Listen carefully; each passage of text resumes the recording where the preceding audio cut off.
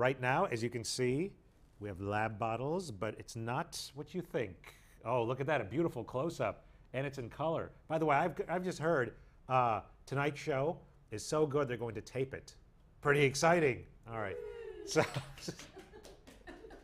the weirdest, that's the response I usually hear when someone's told, you know what, we're gonna go get ice cream, kids. Okay, so speaking of ice cream, we have spicy stuff. That made no sense because the fumes are getting to me. Please welcome my next guest, Bob Schilling. Thanks for being here. Thank you. So, normally I hear people saying, I make my own salsa or my own hot sauce, that sort of thing. And they make one variety and they keep it at home or whatever. And you instead have made a going concern of this. And you're not even, I'm not trying to dismiss it, but your training, your background is not technically in the culinary arts, and yet you've made a go of this. So tell me, how did this whole crazy thing get started? Well, my background's chemistry and chemical engineering, and actually it started with a lot of trips to Plaquemine, Louisiana. I did some R&D plant support there, and over my trips to that plant, I got really hooked on Cajun cooking. I love the spice, the texture, the flavors, and the more I ate it, the more I wanted something hotter. So I started tasting different hot sauces, and unfortunately, most of them gave me a lot of heartburn, and I didn't like the taste afterwards. So with thinking about in terms of chemistry, and I think of the chemistry of cooking is a lot related to the chemistry of polymer compounding and a lot of other things. Sure. So it's a matter of not just raw materials, but sequence of addition and cooking temperature. So I started experimenting, and I came up with some things that I enjoyed, and it didn't give me heartburn. I wound up giving it to some friends, they liked it, and then as I worked as a compound polymer scientist for wire and cable, at the end of the year, instead of giving them a coffee mug or a calendar, I'd send them a little packet of sauce, and they really loved it. In fact, even the people that we lost temporarily as customers, our salespeople started getting orders for compound. They said, could you throw in a case of sauce? So over time, it spread by word of mouth, and I started developing different flavors, and all the way up to very hot sauce. Interesting. And you didn't grow up with an interest in cooking or anything like that? This all grew from the chemistry aspect Just the chemistry. In fact, my wife is really a gourmet cook. She does Middle Eastern catering, but and she's really good at that. But for me, it's just kind of the chemistry background. Okay, so I know you don't want to reveal trade secrets, but what are some of the ways that you were able to, because I know for myself, if it's too hot or too much of this or that, I will get the heartburn as well. So what are some of the things or the processes you use to think, let's change this? You know, the way that, like you said, with the plastics. Good question. Actually, a couple things. First, every pepper has its own unique flavor. Every pepper has its own heat profile. So for example, you can bite into a jalapeno pepper and it's hot, bite into Thai dragon pepper and you get immediate heat right at your lips. You bite into a habanero and you say, what's all the fuss about habaneros? And 5 minutes later, your head's on fire. Yeah. And so by taking and blending different peppers, you can create your own heat profile. You can create how long it lasts on your tongue and how much heat you get. Plus, if you blend it with other spices, you can control, we call it layered flavoring, the flavors you get over a period of time. Okay. So it's really, again, it's the bill of materials, sequence of addition, time and temperature to create all those different textures and flavors. And how come then more sauces aren't doing this? Is it? I don't know. Most commercial sauces are either real hot and no flavor, or there's flavor but not the kind of heat I like. And a lot of sauces give people heartburn. So there's no high amount of vinegar, there's no tomato, which for some people causes a problem. Sure, makes sense. And as far as getting the peppers, and I mean spices are easy to get, but here in Northeast Ohio, you're not growing ghost peppers, I don't imagine, most of the year. No, I don't have the time. I import the peppers from overseas and then East Coast and West Coast, but actually I found a place in Avon that grows some incredibly good peppers to my liking and specifications. Oh my so gosh. I get a number of bushels every year and use that to create the mash to create these different sauces. Right. And you always wash your hands before doing this, right? Oh, you wear gloves. Okay. You never want to make the mistake of not using gloves and going like this, or do you wear goggles? No. No? Okay, so it's not that crazy yet. No. And this is just, I don't want to say a sideline, but this is something that seems like it's just been growing steadily. It's a relaxing hobby. It's my stress relief. Gotcha. Very good. And do you still go down to Louisiana? No, I don't get the chance. Actually, I'm in a different area of our company. I still do some traveling. I enjoy actually some of the peppers from China, which are extremely hot, but I don't get a chance to do much down to Baton Rouge. Now I do. I was asking because I didn't know if you would send some to the folks down there to get their thoughts. But I do remember once you mentioned that you were going to a trip to China or something. And so, as far as bringing something there or bringing things back, I imagine that's restrictive. So it's probably not.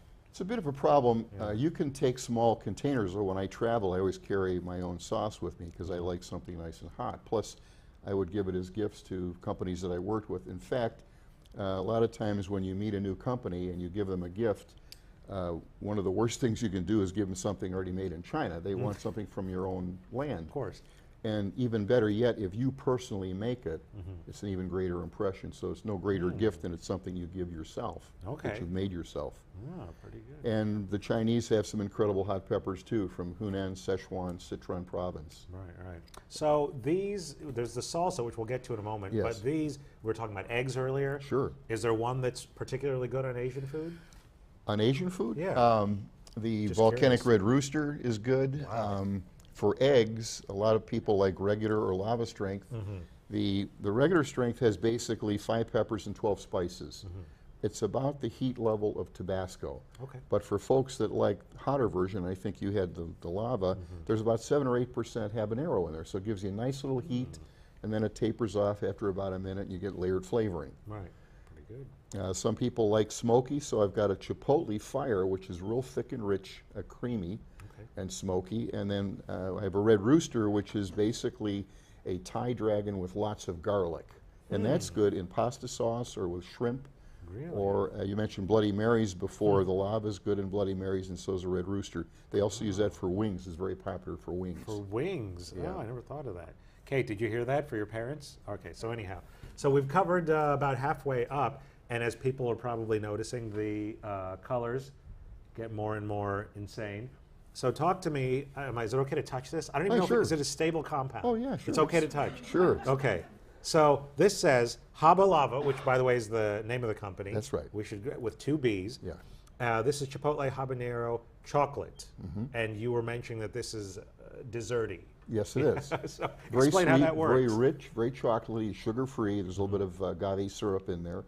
And so you get the chocolate right away, then you get the nice bite from the habanero. Not too hot, you won't break out in too much of a sweat. And then it tapers off and you finish with a nice chocolate finish. It's good with some port wine or some dessert. Oh my gosh, look at that, a dessert hot sauce. A lot of people that I now buy it put it on their fresh fruit or sliced bananas. Okay, well we're going to try that in a moment. Yes. And then there's also Island Habanero. That's People not like desserty. Well, it's very hot. It's got a unique combination of spices. It's much hotter than these other that I have here. It's very popular for cooking and barbecue. It's popular for a lot of game hunters. Use it with either antelope or elk or deer. One of the things that's very popular, they use that in making venison jerky. Oh, So it's got all the heat of habanero, and it's got a lot of spice to it. And do you have these all regularly? Yes. You can really? So on just, you're like, oh, today I'm going to have some of this on this, or some of this, like that. Wow. And when you carry them, have you seen in the military, the MREs, the meals ready to eat, they have the tiny bottles of Tabasco. Yes. So is that how you carry them to China? I have a 1 ounce that? bottle that I carry with me. It's okay to carry it security-wise on an aircraft. You can't carry these, obviously. No, obviously not. Unless you check it as checked baggage. Right, But, and then it's not going to make it over there. and it's good with Bloody Mary on the plane. Oh, well, there you go. That works out pretty good. And just to clarify, there's the 3 ounce rule. Is it 3 ounces on planes now still, I think, of liquid? Yep, 3 ounces. I've carried 4, 5, 6 in a little clear plastic bag. When I've gone Right. over to China, I carry a bunch, and it's no problem. You just can't carry the large size. No. Well, I was going to say, though, 3 ounces of shampoo versus 1 ounce of this sauce. I'll take the sauce with me. Forget the shampoo. I'd rather have the sauce. All right. I'm showing my favoritism here. I shouldn't do that. The last one, which we haven't talked about, which is the one that sounds the most terrifying, is ghost pepper. And for folks who don't know, explain ghost pepper as far as the Scoville scale and where it Sure. falls. Habaneros, are very hot, but then they have a very characteristic aroma when you cut them open. It's almost like a fruit-like essence. It's a wonderful aroma. Ghost peppers have a very distinctly different taste and aroma, but they're much hotter than habaneros. And then on top of that are scorpion. And I do make some scorpion sauce, but I don't suggest gargling with it. No, I can imagine. One drop is probably all most people want to get near. Maybe a tablespoon in a dish for some Thai.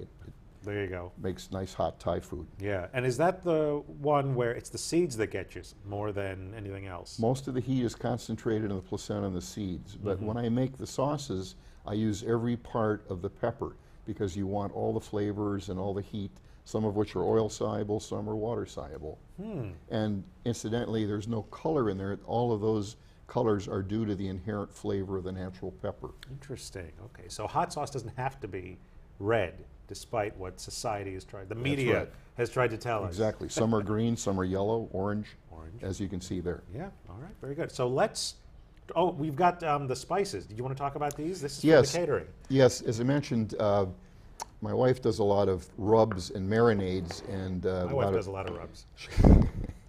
This is a salsa that's chipotle. In fact, you can make this very easily, just a can of stewed petite tomatoes and a packet of her spice, and it's got a nice heat profile to it. And then if you like tomatoes, one of our favorite dishes is sliced tomatoes, elephant mozzarella, and either Pennsylvania sweets or Vidalia sweet onions on a bed of fresh basil. Oh, nice. And so the Mediterranean dressing goes in with a little bit of olive oil, some balsamic vinaigrette, and regular vinegar, and it's incredible.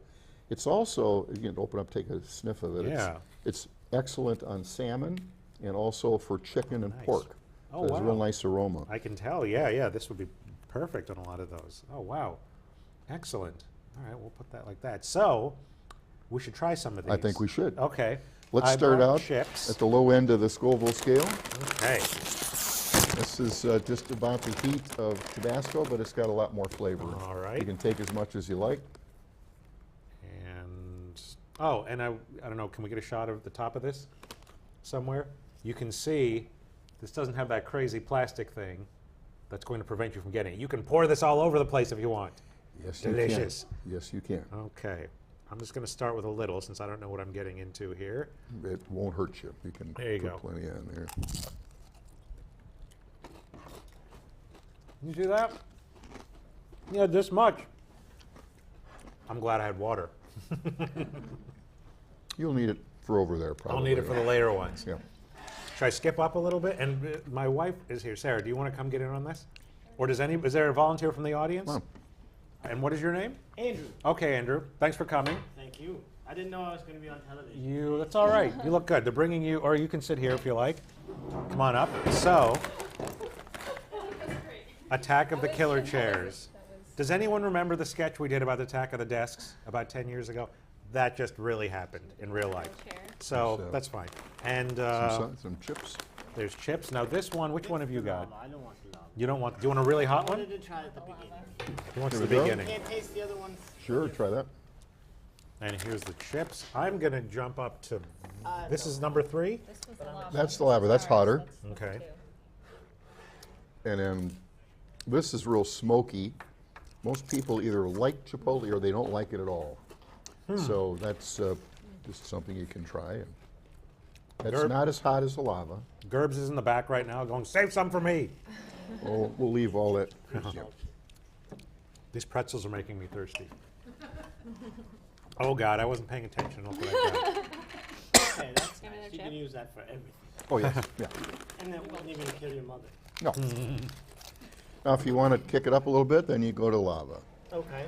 That was pretty good. And just like in geology, magma is hotter than lava, so the magma sauce is twice as hot as the lava.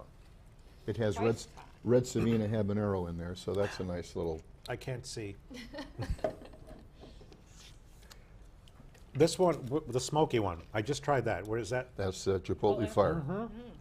Now you really want to try this salsa. This is the salsa. This Oh, is good idea. with Rachel's special blend of spices, Okay. and it's got a nice heat after you eat it for a moment or two. You'll pick it up. And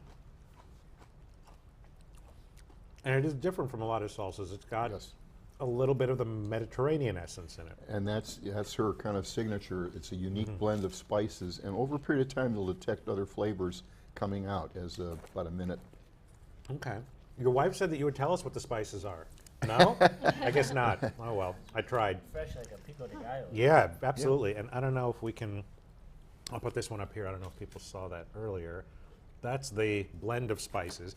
People right now are pausing at home. Going, okay, that looks like this. That looks like this. The sauce is I like this fantastic. magma. Yeah, This is really they're all very good. Yeah, that's very popular. It's one of the most popular ones that she makes. That and the Mediterranean dressing.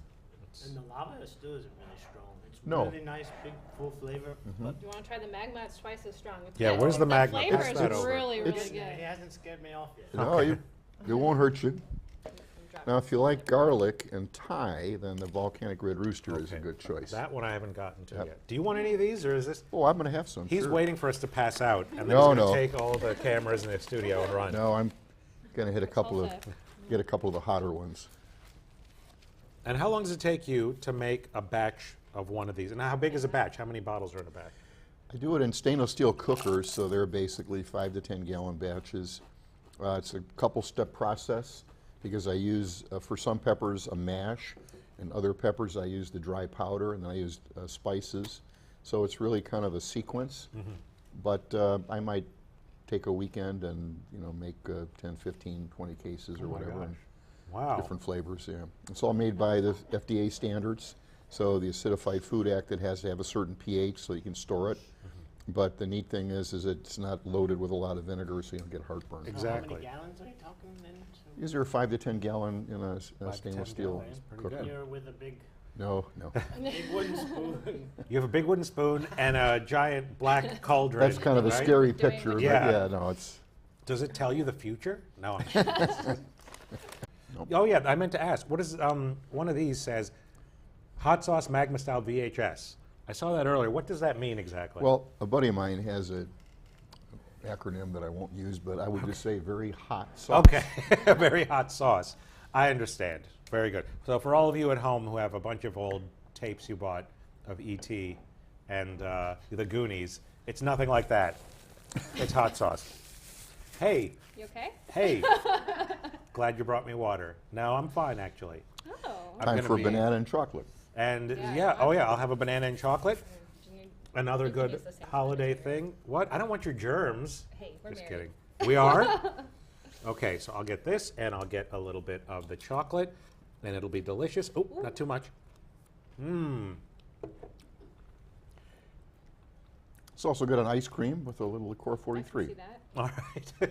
I can see that too. Well, thank you for bringing all these. My pleasure. This is amazing. The website is Habba Lava, 2Bs, as we mentioned earlier, .com, and these are freshly made, handmade in Ohio, Yes, they are.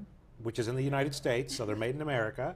And you've done a lot of research into getting these so that they're pleasant. It's not just how spicy can I make it, No, which it's- a lot of sauces, I think, right? That's essentially their goal. That's right. So then there's a good flavor profile in all of them. And this is great. And the salsa, tell us again, would we get these mixes at the same place? Yes. Okay.